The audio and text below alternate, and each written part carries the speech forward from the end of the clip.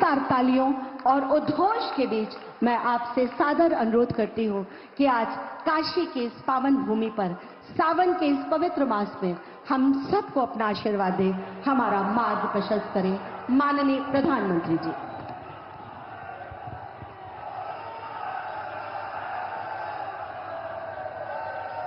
नमः पार्वती पतये हर हर महादेव।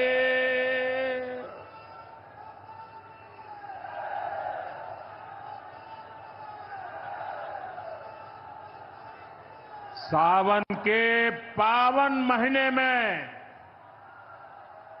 आज हमके काशी के हमरे परिवार के लोगन से मिले का अवसर मिलल है।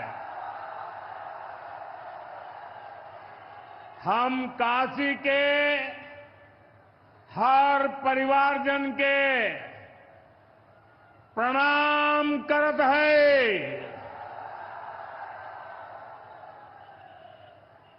यूपी के मुख्यमंत्री योगी आदित्यनाथ जी, डिप्टी सीएम केशव प्रसाद मौर्य जी, ब्रजेश पाठक जी, पटना से हमारे साथ जुड़े कृषि मंत्री शिवराज सिंह चौहान जी, देश के अलग अलग हिस्सों में जुड़े हुए सभी आदरणीय मुख्यमंत्रीगण, गवर्नर श्री, मंत्रीगण, यूपी सरकार के मंत्रीगण, यूपी भाजपा अध्यक्ष भूपेंद्र सिंह चौधरी जी, सभी विधायक एवं जनप्रतिनिधिगण और मेरे प्यारे किसान भाई और बहनों, और विशेष रूप से काशी के मेरे मालिक जनता जनार्दन,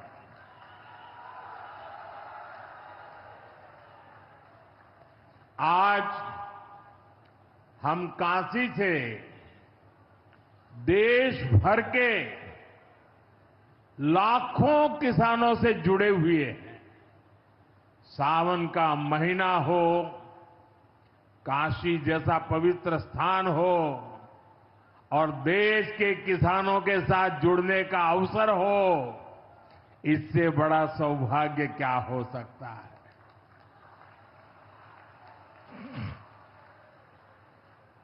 आज मैं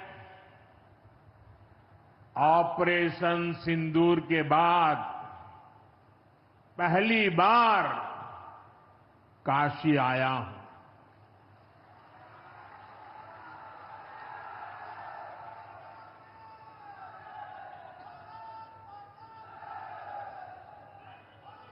जब 22 अप्रैल को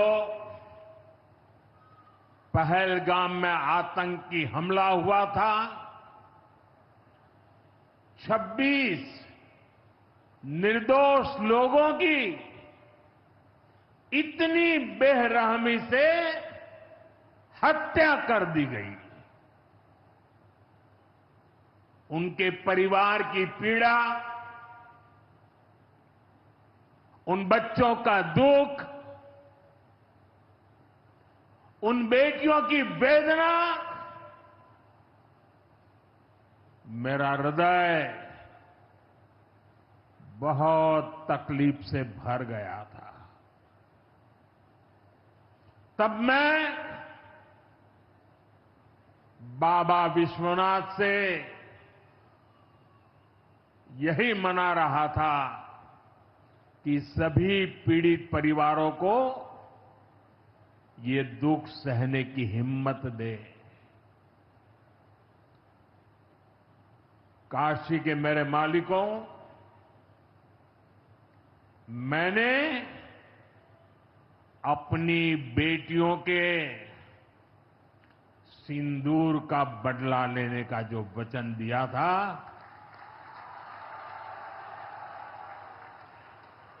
वो भी पूरा हुआ है। ये महादेव के आशीर्वाद से ही संभव हुआ है। मैं ऑपरेशन सिंदूर की सफलता को उनके चरणों में समर्पित करता हूं।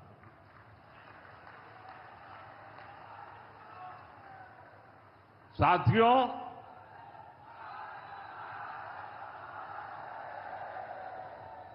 इन दिनों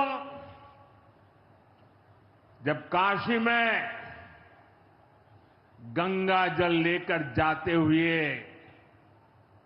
शिव भक्तों की तस्वीरें जब देखने का अवसर मिल रहा है, दिव्य तस्वीरें, और खासकर सावन के पहले सोमवार को जब हमारे यादव बंधु बाबा का जलाभिषेक करने निकलते थे, गौरी केदारेश्वर से कंधे पर गंगा जल लेकर यादव बंधुओं का समूह, कितना मनोरम दृश्य होता है। डमरू की आवाज, गलियों में कोलाहल, एक अद्भुत भाव विश्व पैदा होता है। मेरी भी बहुत इच्छा थी कि इस सावन के पवित्र महीने में बाबा विश्वनाथ और मार्कंडेय महादेव के दर्शन करूं, लेकिन मेरे वहां जाने से महादेव के भक्तों को असुविधा न हो, उनके दर्शन में बाधा न पड़े, इसलिए मैं आज यहीं से भोलेनाथ और मां गंगा को प्रणाम कर रहा हूं।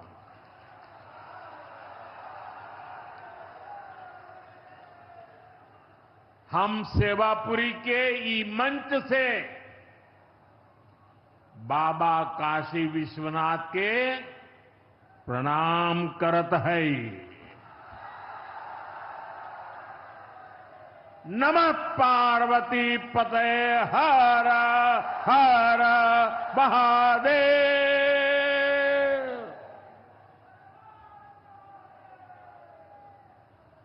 साथियों, कुछ दिनों पहले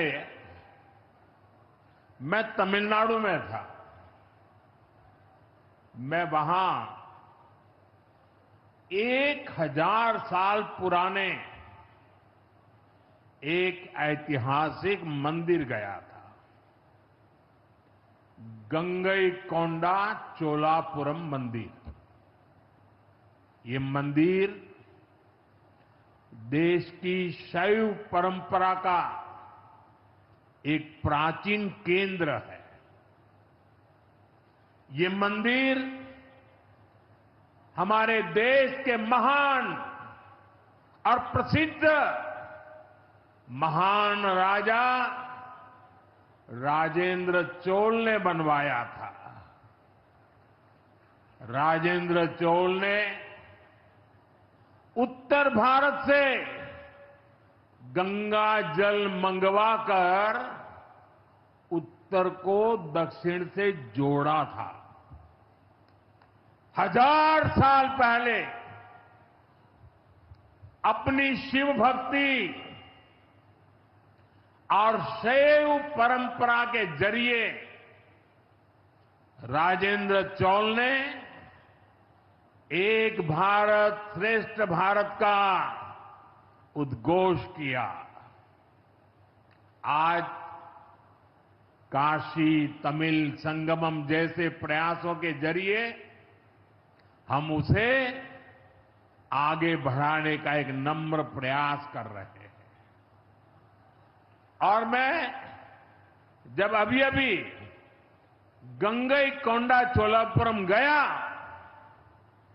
तो मेरे लिए बहुत संतोष की बात है कि 1000 साल बाद आपके आशीर्वाद से मैं भी गंगा जल लेकर वहां गया था।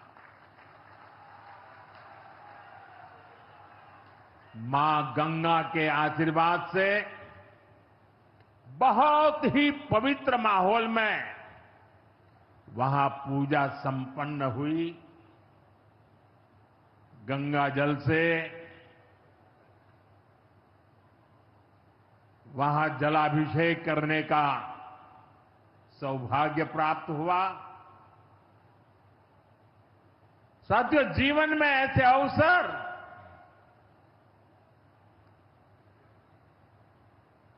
बहुत प्रेरणा देते हैं। देश की एकता की हर बात नई चेतना जगा देती है और तभी तो ऑपरेशन सिंदूर सफल होता है।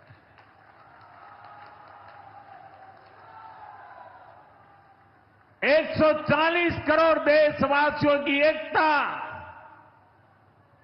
ऑपरेशन सिंदूर की ताकत बन जाती है। साथियों, ऑपरेशन सिंदूर जवानों के पराक्रम का वो पल और आज किसानों को प्रणाम करने का अवसर। आज यहां एक विराट किसान उत्सव का आयोजन हो रहा है। देश के 10 करोड़ किसान भाइयों बहनों के खातों में 21,000 करोड़ रुपए पीएम किसान सम्मान निधि के रूप में भेजे गए हैं। और जब काशी से धन जाता है ना, वो तो अपने आप प्रसाद बन जाता है।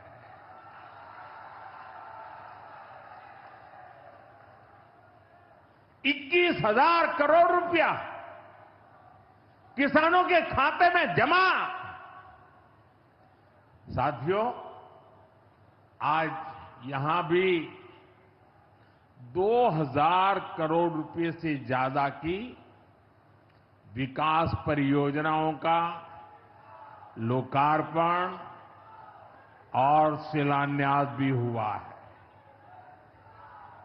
बाबा के आशीर्वाद से काशी में विकास की अविरल धारा मां गंगा के साथ साथ आगे बढ़ रही है। मैं आप सभी को, देश के किसानों को बहुत बहुत बधाई देता हूं। अभी कुछ ही दिन पहले काशी में सांसद टूरिस्ट गाइड प्रतियोगिता भी आयोजित की गई थी। यानी स्पर्धा के द्वारा स्किल डेवलपमेंट, स्वयं प्रयास से स्किल डेवलपमेंट, उसके अनेक प्रयोग आज काशी की भूमि में हो रहे हैं। आने वाले दिनों में काशी सांसद फोटोग्राफी प्रतियोगिता, सांसद रोजगार मेला समेत कई और आयोजन भी होने वाले हैं। मैं यहां सरकार के सभी मुलाजिमों को, सरकार के सभी अधिकारियों को भी सार्वजनिक रूप से बहुत बहुत बधाई देता हूं, ताकि वे जनभागीदारी से युवा पीढ़ी को जोड़ करके ऐसे अद्भुत कार्यक्रमों की रचना करते हैं और सफलतापूर्वक उसको आगे बढ़ाते हैं। इस काम में जुड़े हुए सभी अधिकारी भी बहुत बहुत बधाई के पात्र हैं। जो ये प्रतियोगिता में हिस्सा ले रहे हैं उनको भी मेरी बहुत बहुत शुभकामनाएं हैं।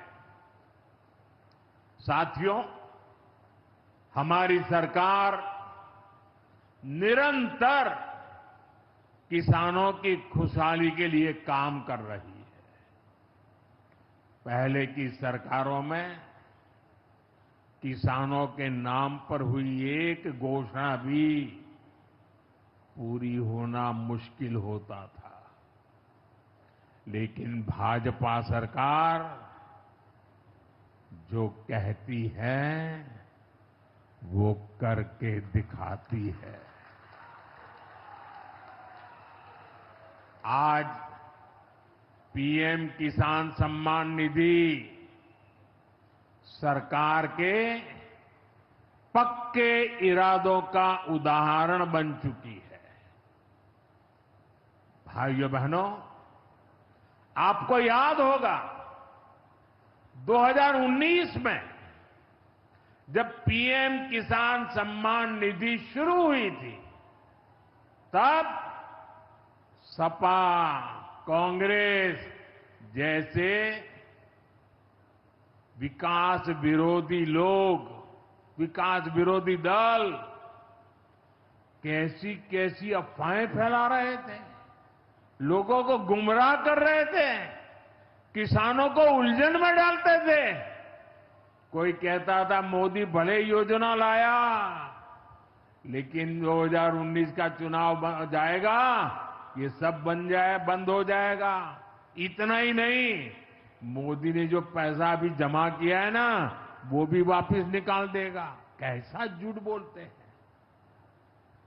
और यही देश का दुर्भाग्य है कि निराशा की गर्त में डूबा हुआ विरोधी मानसिकता वाले लोग ऐसी ही झूठी सच्चाई को लेकर के जी रहे हैं। ये सिर्फ किसानों से, देश के लोगों से झूठ बोल सकते हैं। आप मुझे बताइए, क्या इतने वर्षों में कभी एक भी किस्त बंद हुई क्या?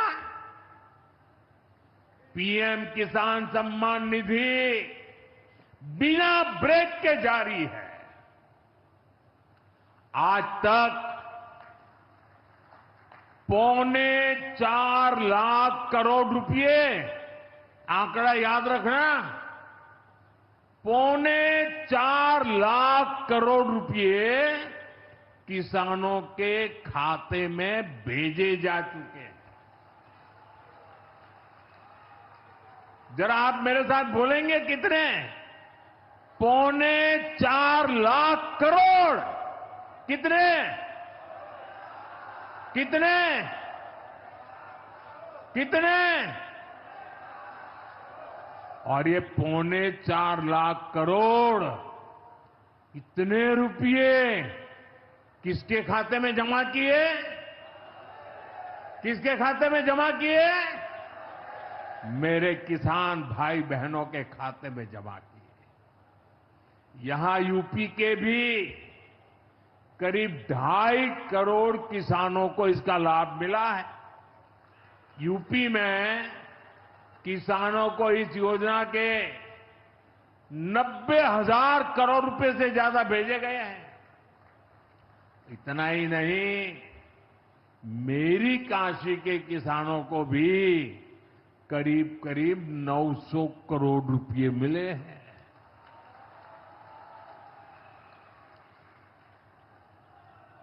आपने ऐसा सांसद चुना कि आपके खाते में 900 करोड़ रुपया आया है। और इससे बड़ी बात,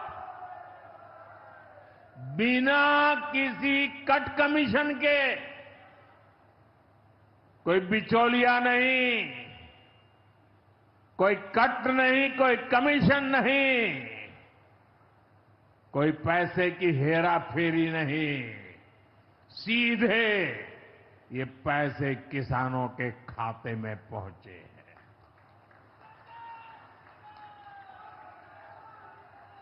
और मोदी ने ये परमानेंट व्यवस्था बना दी है। ना लीकेज होगी, न गरीब का हक छीना जाएगा। साथियों, मोदी के विकास का मंत्र है, जो जितना पिछड़ा उसे उतनी ज्यादा प्राथमिकता।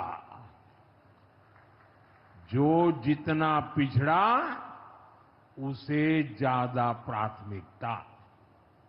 इस महीने केंद्र सरकार ने एक और बड़ी योजना को मंजूरी दी है।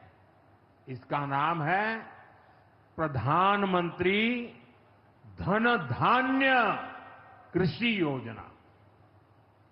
इस योजना पर 24,000 करोड़ रुपए किसानों के कल्याण के लिए, कृषि व्यवस्था के लिए, कृषि विकास के लिए 24,000 करोड़ रुपए खर्च किए जाएंगे। देश के ऐसे जिले जो पिछली सरकारों की गलत नीतियों के कारण विकास की राह में पिछड़ गए, पिछड़े रह गए, जो कृषि उत्पादन भी कम हो रहा है, जहां किसानों की आमदनी भी कम है, अरे कोई पूछने वाला नहीं था, उन जिलों पर प्रधानमंत्री धन धान्य कृषि योजना का फोकस होगा। इससे यूपी के भी लाखों किसानों को फायदा होगा। साथियों, किसानों के जीवन में बदलाव के लिए, उनकी आय बढ़ाने के लिए, खेती पर होने वाला खर्च कम करने के लिए एनडीए सरकार पूरी शक्ति से काम कर रही है, पूरी ताकत लगा रही है। हम बीज से बाजार तक किसानों के साथ खड़े हैं। खेतों तक पानी पहुंचे, इसके लिए देश में लाखों करोड़ रुपए की सिंचाई योजना चलाई जा रही है। साथियों, किसानों के सामने एक बड़ी चुनौती मौसम की होती रही है। कभी ज्यादा बारिश हो गई, कभी ओला गिर गया, पाला पड़ गया। किसानों को इससे सुरक्षा देने के लिए पीएम फसल बीमा योजना शुरू हुई। इस योजना के तहत, यह आंकड़ा भी याद रखिए, इस बीमा योजना के तहत अब तक 2.25 लाख करोड़ रुपए, 2.25 लाख करोड़ रुपए से ज्यादा का क्लेम किसानों को दिया जा चुका है। बीमा के माध्यम से 2.25 लाख करोड़ रुपया। कितना बताएंगे? कितना? 2.25 लाख करोड़ रुपया। साथियों, हमारी सरकार यह भी सुनिश्चित कर रही है कि आपको आपकी फसल की सही कीमत मिले। इसके लिए फसलों की एमएसपी में रिकॉर्ड वृद्धि हुई है। धान और गेहूं जैसी प्रमुख फसलों की एमएसपी भी बढ़ाई गई है। आपकी उपज सुरक्षित रहे, इसलिए सरकार देश में हजारों नए गोदाम भी बनवा रही है। भाइयों बहनों, हमारा जोर कृषि अर्थव्यवस्था में महिलाओं की भागीदारी बढ़ाने पर भी है। हम लखपति दीदी अभियान चला रहे हैं। हमारा लक्ष्य देश में 3 करोड़ लखपति दीदी बनाने का है। 3 करोड़ लखपति दीदी। ये सपा वाले तो ये आंकड़ा सुनकर के ही साइकिल लेके भाग जाएंगे। अब तक 1.5 करोड़ से ज्यादा लखपति दीदी भी बन चुकी है। 3 करोड़ का लक्ष्य में से आधा काम पूरा कर लिया। 1.5 करोड़ गांव में काम करने वाली गरीब परिवार की, किसान परिवार की हमारी बहनें, 1.5 करोड़ बहनें लखपति दीदी बन जाए, ये बहुत बड़ा काम हो रहा है। सरकार के ड्रोन दीदी अभियान ने भी लाखों बहनों की आय बढ़ाई है। साथियों, हमारी सरकार कृषि से जुड़ी आधुनिक रिसर्च को खेतों तक पहुंचाने में भी जुटी है।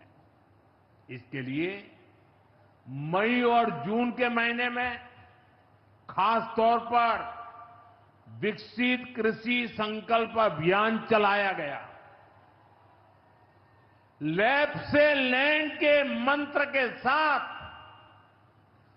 1.25 करोड़ से अधिक किसानों से सीधा संवाद किया गया।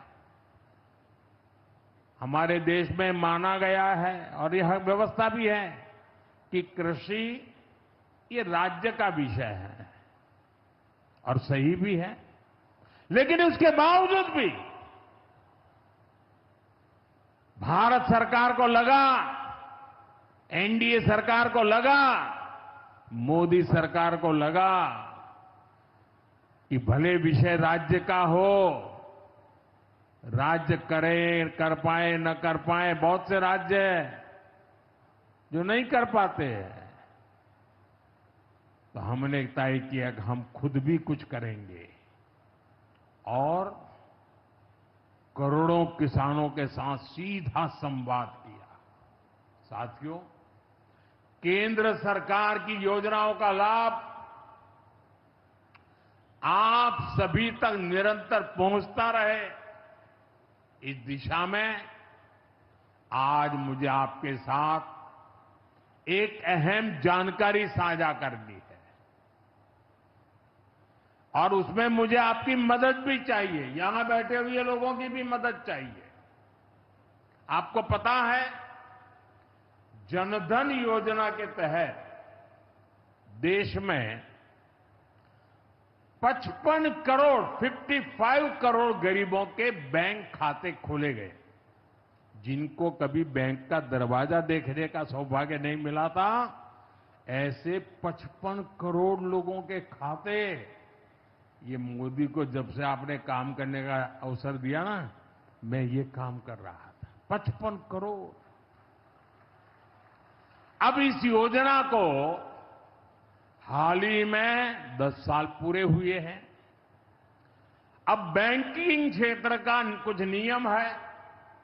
वो नियम ये कहते हैं कि 10 साल बाद बैंक खातों का दोबारा से केवाईसी करना जरूरी होता है।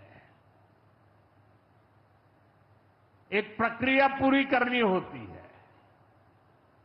अब आप बैंक में जाएं, करें या न करें, पहले सब आपको करना होता है। अब मैंने थोड़ा आपका भार कम करने का बीड़ा उठाया है, तो मैंने बैंक वालों से कहा कि लोग आएं, केवाईसी करें, अच्छी बात है। हमें नागरिकों को हमेशा जागृत रखना चाहिए, लेकिन हम क्या एक अभियान चला सकते हैं मैं आज रिजर्व बैंक का, हमारे देश की सभी बैंकों का, बैंक के सभी कर्ता धर्ताओं का हृदय से अभिनंदन करना चाहता हूं। आज उन्होंने एक ऐसा काम उठाया है जो हमें गर्व से भर देता है। बैंक के लोग इस 10 करोड़ लोगों को, अरे 10 साल के बाद ये 55 करोड़ लोग अपना फिर से रिव्यू करें, इसलिए केवाईसी जो करना है, इस काम को पूरा करने के लिए 1 जुलाई से देश भर में बहुत बड़ा अभियान चल रहा है। हमारे बैंक स्वयं हर ग्राम पंचायत तक पहुंच रहे हैं, वहां पर जाकर के मेला लगाते हैं। अब तक ऐसी करीब 1 लाख ग्राम पंचायत में बैंक अपने कैंप, अपना मेला लगा चुके हैं। लाखों लोगों ने दोबारा अपना केवाईसी भी करा लिया है और ये अभियान आगे भी चलने वाला है। मैं ऐसे हर साथी जिसका जनधन खाता है उससे आग्रह करूंगा कि वो फिर से अपना केवाईसी जरूर करा ले। साथियों, ग्राम पंचायतों में बैंक जो स्पेशल कैंप लगा रहे हैं, अभी भी लाखों पंचायतों का काम जारी है। मैं समझता हूं कि इन कैंप का फायदा उठाना चाहिए और उसके कई फायदे हैं। एक और फायदा भी है, इन कैंपों में प्रधानमंत्री सुरक्षा बीमा योजना, प्रधानमंत्री जीवन ज्योति बीमा योजना, अटल पेंशन योजना, ऐसी अनेक योजनाओं का रजिस्ट्रेशन भी हो रहा है। और ये बीमा तो ऐसा है कि एक चाय के खर्चे से भी कम खर्चा लग जाता है। ये योजनाएं आपकी बहुत मदद करती है। इसलिए बैंकों ने जो जितना बड़ा अभियान चलाया है, आप इसका बहुत फायदा लीजिए। पूरे देश के लोगों से मैं कहता हूं, आप इन कैंपों में जरूर जाइए। अब अगर आप अब तक इन योजनाओं से नहीं जुड़े हैं तो उनके लिए रजिस्ट्रेशन करवाइए और अपने जनधन खाते का केवाईसी भी कराइए। मैं भाजपा के और एनडीए के सभी प्रतिनिधियों से कहूंगा कि वो ज्यादा से ज्यादा लोगों को इस अभियान के प्रति जागरूक करें। बैंकों से बात करें कब कैंप कहां लगने वाला है, वो क्या मदद हम कर सकते हैं। हम सामने से होकर बैंकों के इतने बड़े काम में हाथ बटाएं, उनको मदद करें और ज्यादा से ज्यादा लोगों को, जहां भी कैंप लगता है उस इलाके के लोगों को इस अभियान से जोड़े। साथियों, आज महादेव की नगरी में विकास और जन कल्याण के इतने काम हुए। शिव का अर्थ ही होता है, शिव का मतलब ही है कल्याण। लेकिन शिव का एक रूप और भी है। शिव का एक रूप तो कल्याण है, शिव का दूसरा रूप है रुद्र रूप।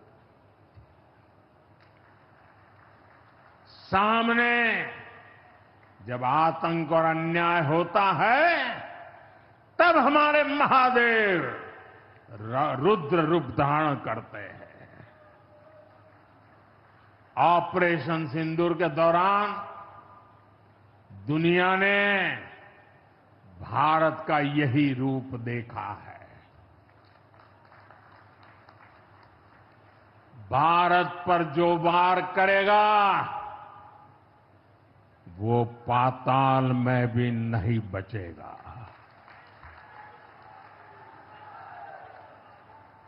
लेकिन भाइयों बहनों, दुर्भाग्य से ऑपरेशन सिंदूर की सफलता पर हमारे देश के कुछ लोगों को भी पेट में दर्द हो रहा है। ये कांग्रेस पार्टी और उनके चेले चपाटे, उनके दोस्त इस बात को पचा नहीं पा रहे कि भारत ने पाकिस्तान के आतंकी ठिकानों को तबाह कर दिया। मैं मेरे काशी के मालिकों से पूछना चाहता हूं, भारत की ताकत से आपको गर्व होता है कि नहीं होता है? ऑपरेशन सिंदूर से गर्व होता है कि नहीं होता है? आतंकियों के ठिकानों को नष्ट करने का आपको गर्व होता है कि नहीं होता है? साथियों, आपने वो तस्वीरें देखी होगी, कैसे हमारे ड्रोन्स, हमारे मिसाइल्स ने सटीक वार करके आतंक के हेडक्वार्टर्स को खंडहर बना दिया। पाकिस्तान के कई सारे एयरबेस तो आज भी आईसीयू में पड़े हैं। पाकिस्तान दुखी है, ये तो सब कोई समझ सकता है, लेकिन पाकिस्तान का ये दुख कांग्रेस और सपा से सहन नहीं हो पा रहा। उधर आतंक का आकार होता है, इधर कांग्रेस सपा वाले आतंकियों की हालत को देखकर रोते हैं। साथियों, कांग्रेस हमारी सेनाओं के पराक्रम का लगातार अपमान कर रही है। कांग्रेस ने ऑपरेशन सिंदूर को तमाशा कहा है। आप मुझे बताइए, सिंदूर कभी भी तमाशा हो सकता है क्या? हो सकता है क्या?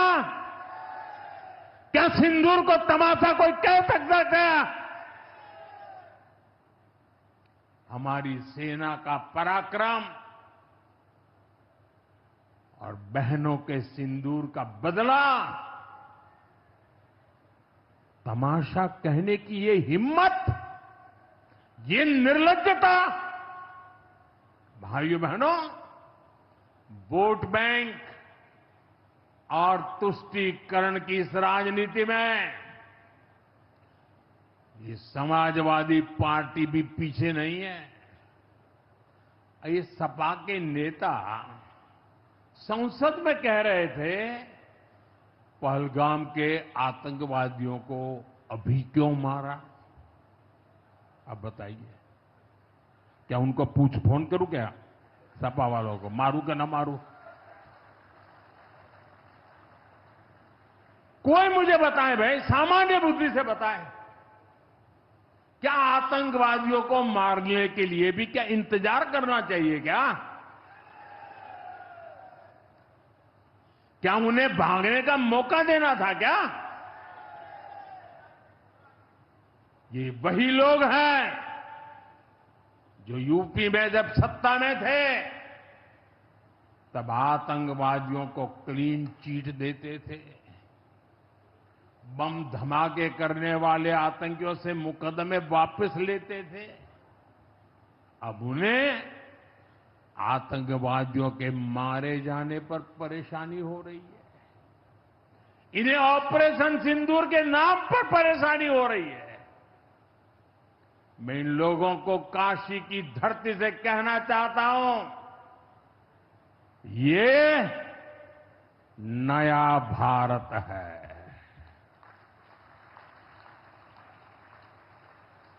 ये नया भारत भोलेनाथ को भी पूजता है और देश के दुश्मनों के सामने काल भैरव भी बन जाता है।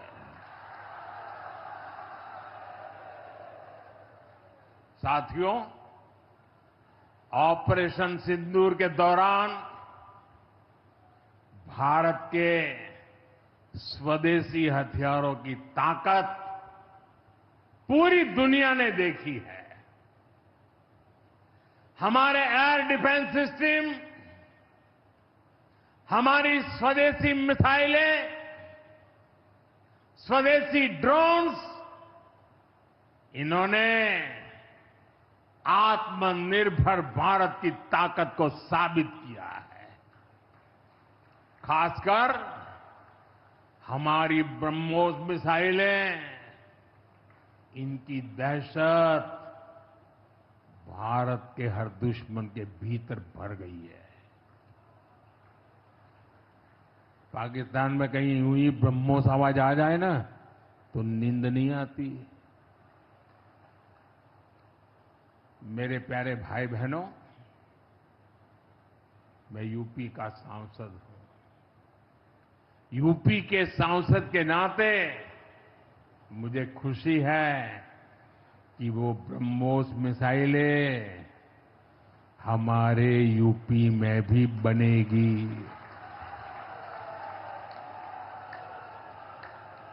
लखनऊ में ब्रह्मोस मिसाइल की मैन्युफैक्चरिंग शुरू हो रही है। यूपी डिफेंस कॉरिडोर में भी कई बड़ी डिफेंस कंपनियां अपने प्लांट लगा रही है। आने वाले समय में यूपी में बने हथियार, हिंदुस्तान के हर भाग में बने हथियार भारतीय सेनाओं की ताकत बनेंगे। मुझे साथियों बताइए, जब ये आत्मनिर्भर सैन्य शक्ति की बात सुनते हैं, आपको गर्व होता है कि नहीं होता है? जरा पूरी ताकत से हाथ ऊपर करके बताइए, आपको गर्व होता है कि नहीं होता है? गर्व होता है कि नहीं होता है? बोले हर हर महादेव। अगर पाकिस्तान ने फिर कोई पाप किया तो यूपी में बनी मिसाइलें आतंकियों को तबाह कर देगी। साथियों, आज यूपी इतनी तेज गति से औद्योगिक विकास कर रहा है। देश और दुनिया की बड़ी बड़ी कंपनियां यहां निवेश कर रही हैं। इसके पीछे भाजपा सरकार की विकासपरक नीतियों की बड़ी भूमिका है। सपा के समय में यूपी में अपराधी बेखौफ थे और निवेशक यहां आने से भी डरते थे, लेकिन भाजपा की सरकार में अपराधी में खौफ है और निवेशक यूपी के भविष्य में भरोसा देख रहे हैं। मैं विकास की इस रफ्तार के लिए यूपी सरकार को बधाई देता हूं।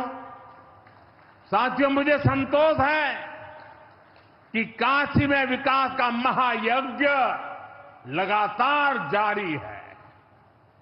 आज शुरू हुए रेल ओवरब्रिज, जल जीवन मिशन से जुड़े प्रोजेक्ट, काशी के स्कूलों का नवनिर्माण कार्य, होम्योपैथिक कॉलेज का निर्माण, मुंशी प्रेमचंद की विरासत को सहेजना, ये सारे काम भव्य काशी, दिव्य काशी, समृद्ध काशी और मेरी काशी के निर्माण को गति देंगे। यहां सेवापुरी में आना भी सौभाग्य से ही होता है। ये मां कालका देवी की ड्योढ़ी है। मैं यहां से मां कालका के चरणों में वंदन करता हूं। मुझे खुशी है कि मां कालका धाम का हमारी सरकार ने सुंदरीकरण कर उसे और भव्य बना दिया है। मंदिर तक आना जाना भी आसान हो गया है। सेवापुरी का इतिहास क्रांति का इतिहास रहा है। स्वतंत्रता संग्राम में यहां के अनेकों लोगों ने भागीदारी की थी। यही वो सेवापुरी है जहां महात्मा गांधी की कल्पना साकार हुई। यहां घर घर महिला पुरुष के हाथों में चरखा हुआ करता था। और सहयोग देखिए, अब चांदपुर से भदोई रोड जैसे प्रोजेक्ट से काशी के बुनकरों के साथ भदोही के बुनकर भी जुड़ रहे हैं। इसका लाभ बनारसी सिल्क के बुनकरों को भी होगा और भदोही के कारीगरों को भी होगा। साथियों, काशी बौद्धिक जनों की नगरी है। आज जब हम आर्थिक प्रगति की बात कर रहे हैं तो मैं आपका ध्यान वैश्विक हालातों पर भी ले जाना चाहता हूं।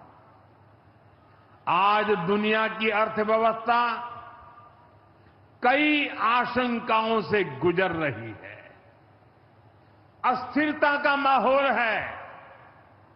ऐसे में दुनिया के देश अपने अपने हितों पर फोकस कर रहे हैं। अपने अपने देश के हितों पर ध्यान केंद्रित कर रहे हैं।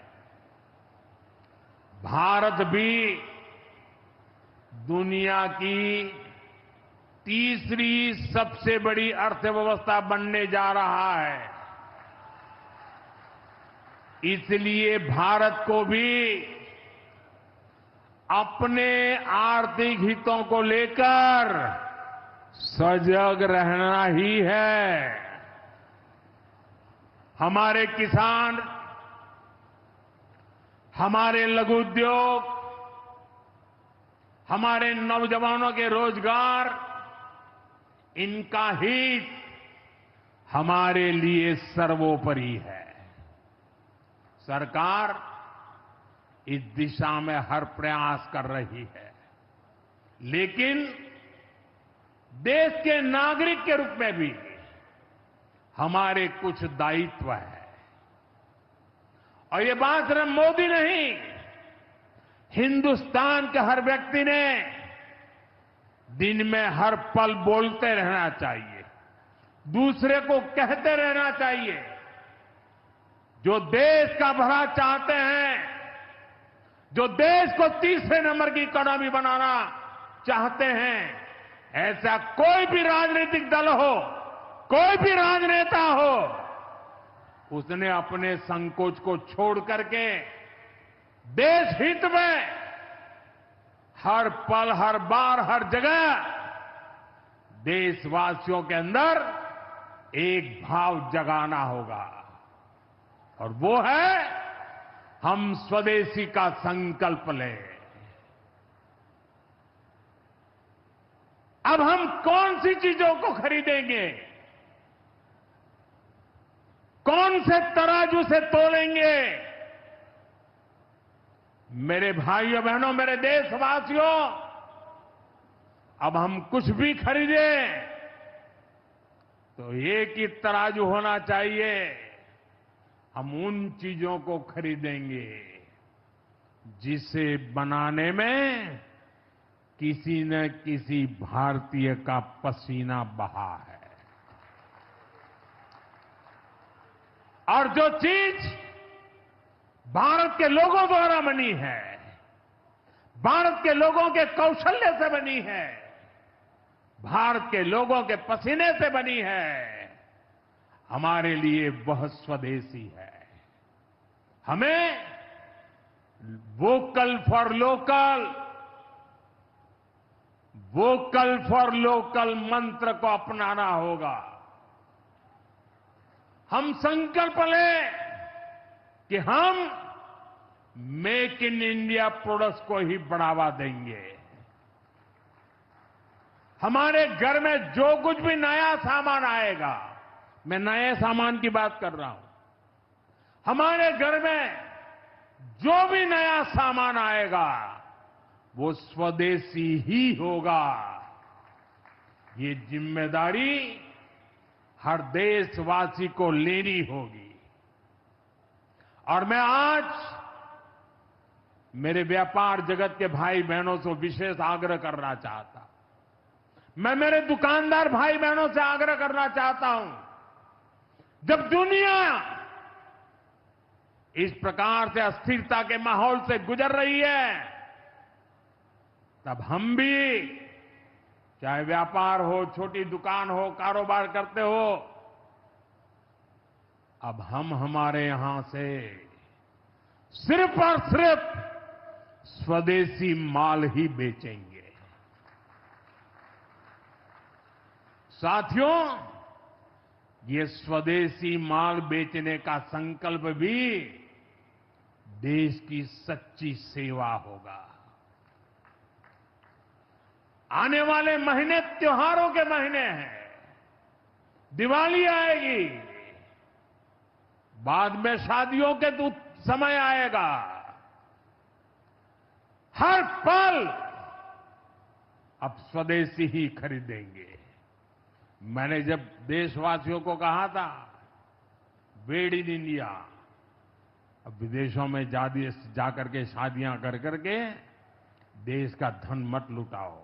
और मुझे खुशी है, कई नौजवान मुझे चिट्ठी लिखते थे कि हमारा परिवार तो विदेश में शादी करना तय किया था, लेकिन आपकी बात सुन करके अब हमने वहां का सारा कैंसिल कर दिया, थोड़ा खर्चा भी हो गया, लेकिन अब हम भारत में ही शादी करेंगे।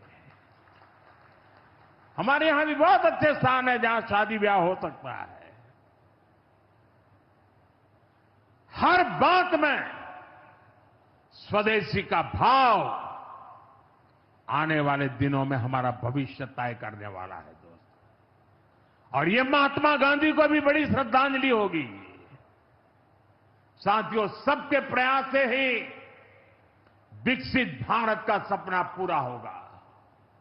एक बार फिर आपको आज के विकास कार्यों की बहुत बहुत बधाई देता हूं।